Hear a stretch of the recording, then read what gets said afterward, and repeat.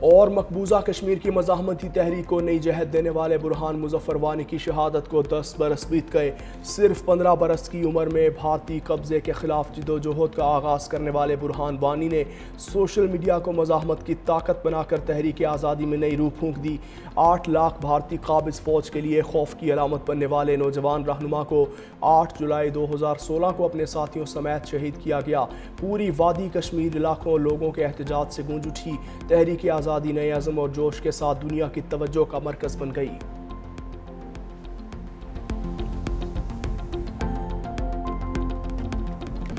مشرق وسطی میں جنگ کے شعلے پھر بھڑک اٹھے۔ امریکی افواج کے ایران پر نئے اور طاقتور حملوں کا آغاز۔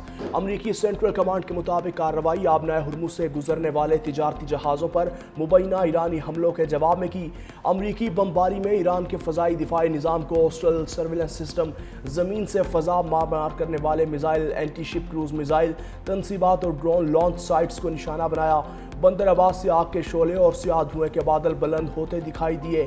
امریکہ نے ایرانی کارروائی کو جنگ بندی کی خلاف ورزی اور بین الاقوامی بحری گزرگاہوں کے لیے خطرہ قرار دیا۔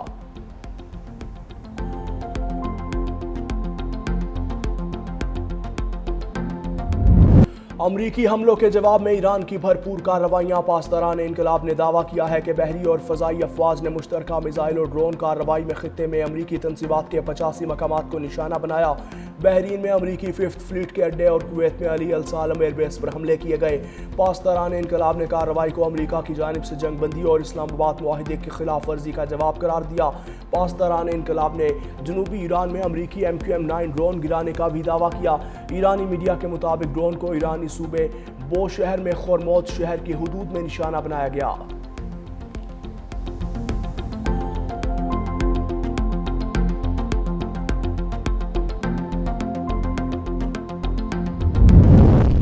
غنڈہ گردی اور بھتہ خوری کا دور ختم ہو چکا۔ ایران کسی کے دباؤ کے آگے نہیں جھکے گا۔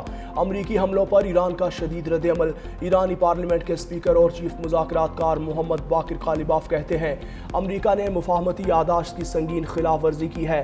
ایران پر حملے، ایرانی تیل کی برآمدات پر پابندیاں لگائی جا رہی ہیں۔ مزید حملوں کی دھمکیاں، آبنائے ہرمز سے متعلق اقدامات اور لبنان پر اسرائیلی حملے خطے کے امن کو خطرے میں ڈال رہے ہیں۔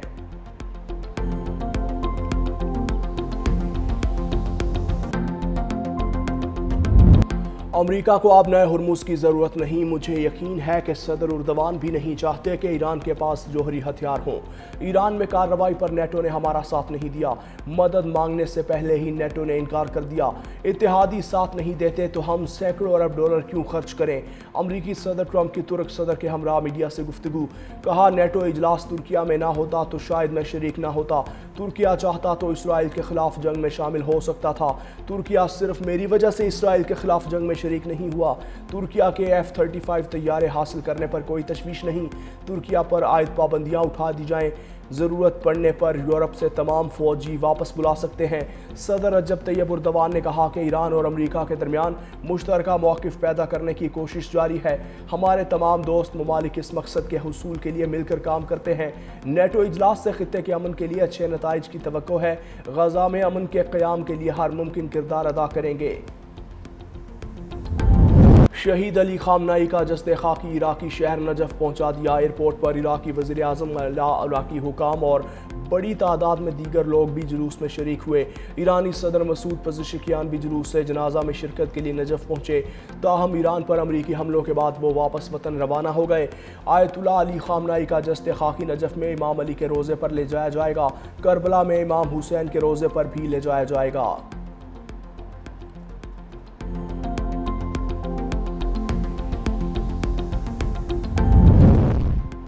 آبنائے ہرمز میں سعودی پرچم والے تیل بردار ٹینکر پر حملہ۔ واقعہ عمان کے ساحل کے قریب پیش آیا۔ حملے میں آئل ٹینکر کو نقصان پہنچا۔ واقعے میں کوئی جانی نقصان نہیں ہوا۔ اس سے قبل عمان میں ہی ایک LNG ٹینکر بھی پروجیکٹائل کے حملے سے متاثر ہوا تھا۔ آبنائے ہرمز میں بحری جہازوں پر حملے کے بعد خام تیل کی قیمتوں میں اضافہ۔ عالمی مارکیٹ میں برطانوی خام تیل کی قیمت میں 1.8% اضافہ۔ نئی قیمت $72.77 فی بیرل ہو گئی۔ امریکی خام تیل کی قیمت بھی 1.9% اضافے کے بعد $69.30 فی بیرل ہو گئی۔ ادھر امریکی طیارہ بردار بحری جہاز USS ابراہام لنکن بحیرہ عمان سے نکل کر بحیرہ عرب میں داخل ہو چکا۔ پاکستان کی کارگو پرواز K2 بوئنگ 737 طیارہ کراچی کے قریب سمندر میں لاپتہ، امدادی کارروائیاں جاری۔ پاکستان ایئرپورٹ اتھارٹی کے مطابق لاپتہ کارگو طیارے میں عملے کے 5 ارکان سوار تھے۔ رات 9:18 پر طیارے کے نیویگیشن سسٹم میں خرابی کی اطلاع ملی۔ رات 9:21 پر طیارے کا ریڈار پر رابطہ منقطع ہوا۔ طیارے کا ریڈار سے آخری رابطہ کراچی سے تقریباً 155 نوٹیکل میل دور مغرب میں ہوا۔ سرچ آپریشن میں پاک بحریہ کا جنگی جہاز PNS ذوالفقار متاثرہ علاقے کی جانب روانہ۔ پاک فضائیہ کا ساب طیارہ پاک بحریہ کا ATR طیارہ بھی تلاش کی کارروائی میں شامل۔ کراچی میں K2 ایئر طیارہ حادثے کی تحقیقات کا آغاز، بیورو آف سیفٹی انویسٹیگیشن متحرک۔ شواہد محفوظ بنانے کے لیے K2 ایئر ویز کے جناح انٹرنیشنل ایئرپورٹ پر قائم دفاتر سیل۔ ذرائع کے مطابق ریکارڈ محفوظ رکھنے کے لیے کارروائی کی۔ کارپوریٹ دفتر کو مشروط طور پر کام جاری رکھنے کی اجازت دے دی گئی۔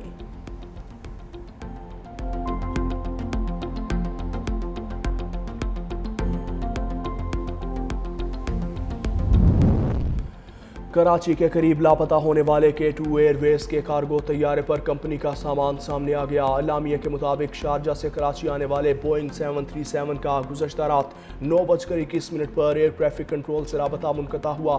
طیارے میں 2 پائلٹ سمیت عملے کے 5 ارکان سوار تھے۔ سرچ اینڈ ریسکیو آپریشن جاری۔ کمپنی کا کہنا ہے کہ پاکستان سول ایویشن اتھارٹی اور دیگر متعلقہ اداروں سے مکمل تعاون جاری ہے۔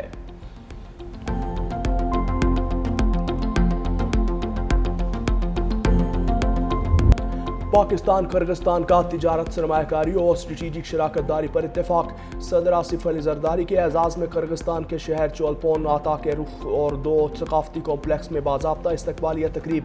کرغزستان کے صدر سادر چیاپاروف نے صدر مملکت کا خیر مقدم کیا۔ صدر زرداری تقریب سے خطاب میں کہا کہ مہمان نوازی پر کرغز ہم منصب اور حکومت کا شکر گزار ہوں۔ دونوں ممالک کے درمیان دوستانہ برادرانہ تعلقات قائم ہیں۔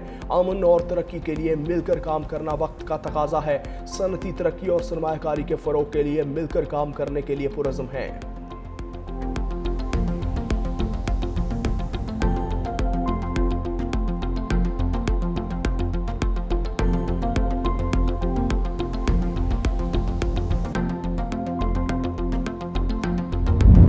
پاکستان کے عوام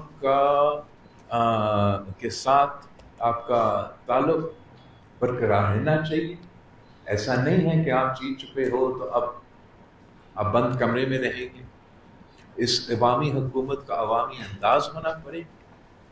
آپ کی جو میرا ڈسٹرکٹ جامر کا صدر نے تجویز دی بہت مناسب تجویز ہے۔ میں اس پہ تھوڑا آگے بڑھنا چاہوں گا کہ آپ جو اپنے کیبنٹ میٹنگز میں chairman Peoples Party Bilawal Bhutto PPP Gilgit Baltistan کے اجلاس کے بعد واپس اسلام آباد پہنچ گئے۔ بلاول بھٹو کو PPP عہدیداروں نے انتخابات سے متعلق اپنی رپورٹ پیش کی۔ بلاول بھٹو نے ہدایت دی کہ کارکن بند کمروں میں نہیں بیٹھیں گے، عوام کے ساتھ کھڑے ہو کر اپنی حکومت چلائیں۔